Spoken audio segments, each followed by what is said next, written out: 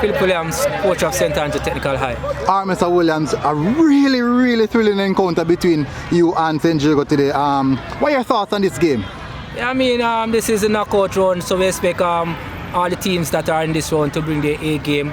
I think my team did play a perfect game today in terms of how we possess the football, how we move the ball, how we use the pitch to our advantage and to our that suits our formation. And I mean, apart from not finishing, I think my team played an excellent game today. You guys played a lot of variety. I see. Normally, I know the Staths team, they played a more of a possession-based football, but today you guys mixed it up a bit. Was it a tactical thing to try kind of deflect a bit of your normal passing football from the opponent? I mean, this is the stage of the competition that you have to prepare your teams tactically and try different things. And today was a manifestation of that. I mean, opponents definitely have studied your team.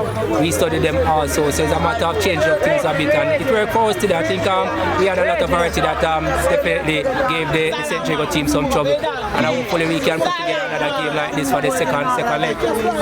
Are you disappointed in regards to the amount of chance your team created and they didn't put them away? Because you guys created a significant amount of chances and didn't put them away. Well, this is a game of two legs, and I think we could have been more comfortable going into the second leg if we had put away our chances. So yes, I'm very disappointed in terms of us not putting away the chances that we created, and we created a number of chances. But I mean, in terms of how we played, even when we were goal down, I think the guys took to the game plan, and they played a complete game today. All right, coach, and congrats, and see you guys for the next leg. Yeah, man, thanks much.